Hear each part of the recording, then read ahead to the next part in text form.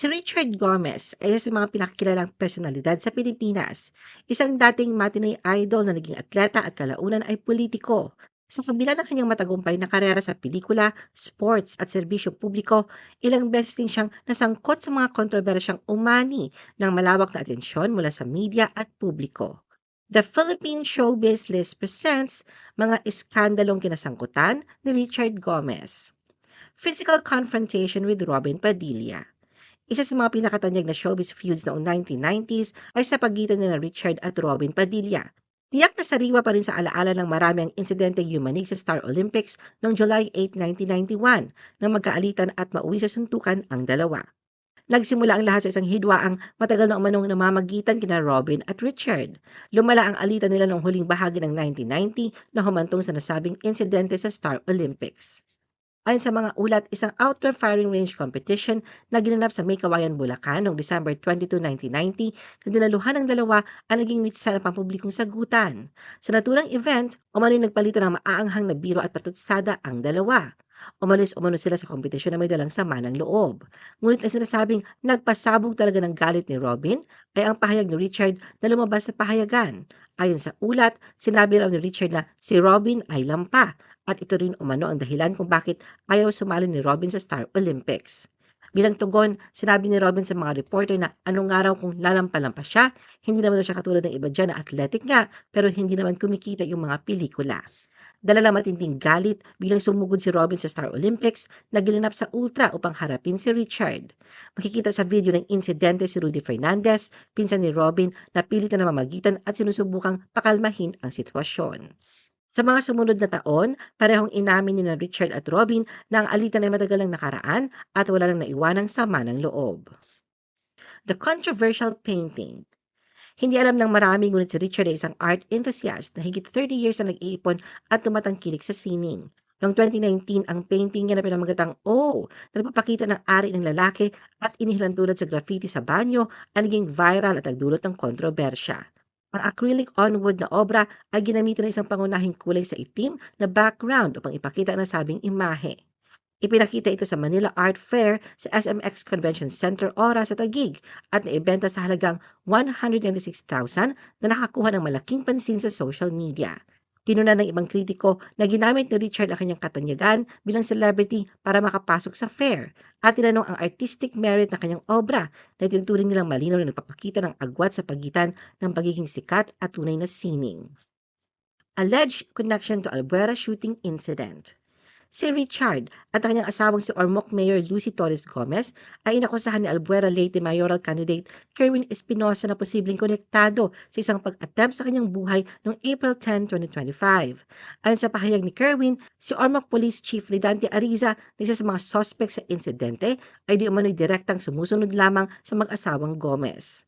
Ipinagkibit-balikat ni Richard ang aligasyon at tinawag ang sinasabing pag-attempt sa buhay ni Kerwin bilang scripted at hinikayat ang publiko na huwag malinlang sa pahayag nito. EDSA bus lane and public backlash. Kaliwat kanang batikos ang kinaharap ni Richard matapos niyang ibahagi sa social media ang kanyang karanasan ng maipit sa traffic sa EDSA.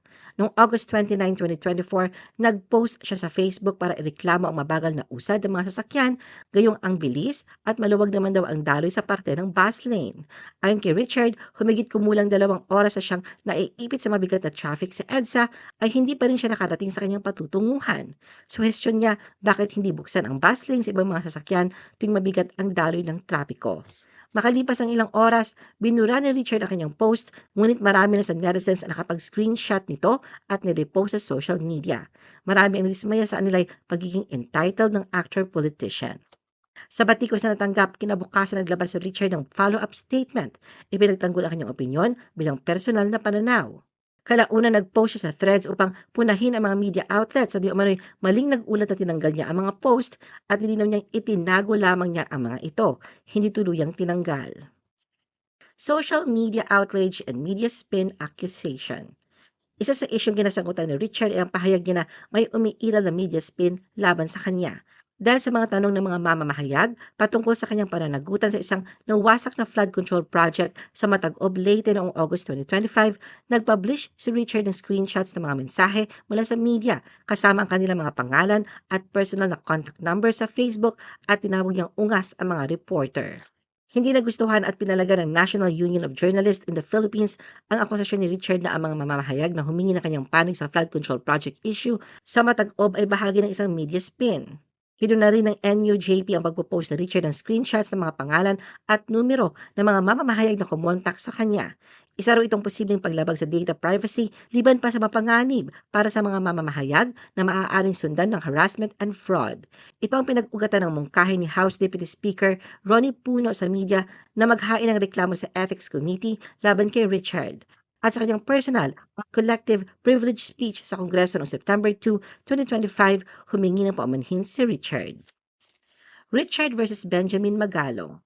Noong Agosto, gumawa ng ingay ang social media post ni Richard na sa kanyang maaanghang na pahayag na dinaan sa tila pa-blind item. Ibinahagi niya kanyang saloobin tungkol sa pag-uugnay ng city mayor na hindi niya binanggit ang pangalan sa kasunduan ng congressman at mga contractor na sangkot sa anomalya sa flood control projects. Kinuwestiyon din niya ang mga problema sa lungsod na pinamumunuan ng mayor na hindi niya pinangalanan. Bagamat walang binanggit na pangalan, maraming netizens ang mabilis na tinukoy na si Baguio City Mayor Benjamin Magalong ang pinaparinggan ni Richard.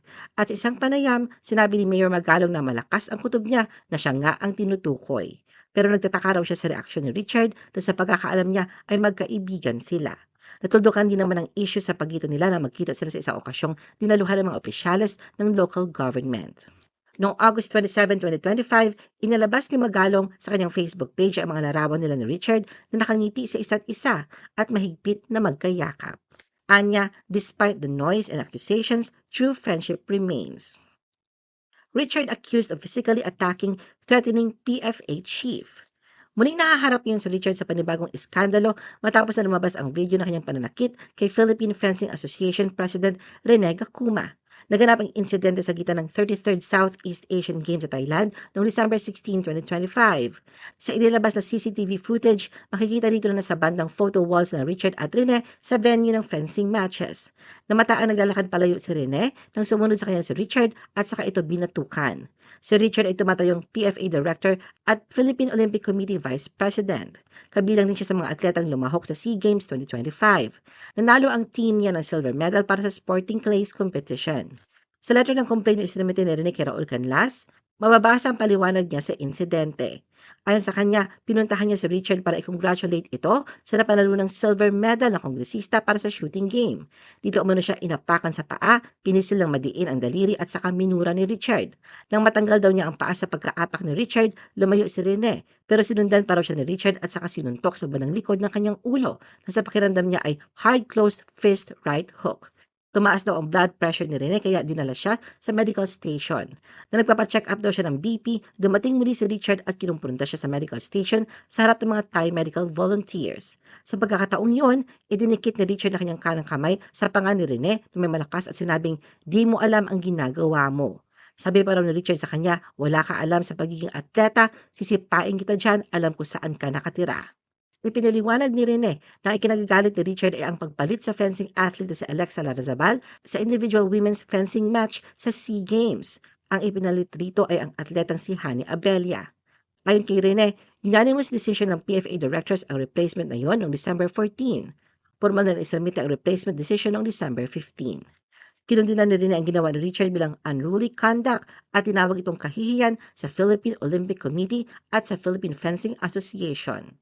Bilang tugon sa eksklusibong panayam ni Cheryl Cosin noong December 18, direktang tinanong si Richard tungkol sa insidente na di umano'y pananakit niya. Sinabi ni Richard na hindi pa niya napapanood ang video ng insidente, ngunit kinumpirma niya nagkaroon nga ng confrontation habang sila nag-uusap ni Rene. Ayon sa kanya, napuno siya ng galit dahil sa desisyon ng team sa pagpili ng mas mahina na manlalaro habang ang bansa ay nakikipaglaban para sa medalya. Ipinaliwanag ni Richard na si Rene ang unang lumapit sa kanya habang siya nakatayo sa venue. Nang lumapit si Rene, nakipagkamay ito sa kanya at doon nagsimula ang kanilang pagtatalo. Ano ang masasabi mo sa video na ito?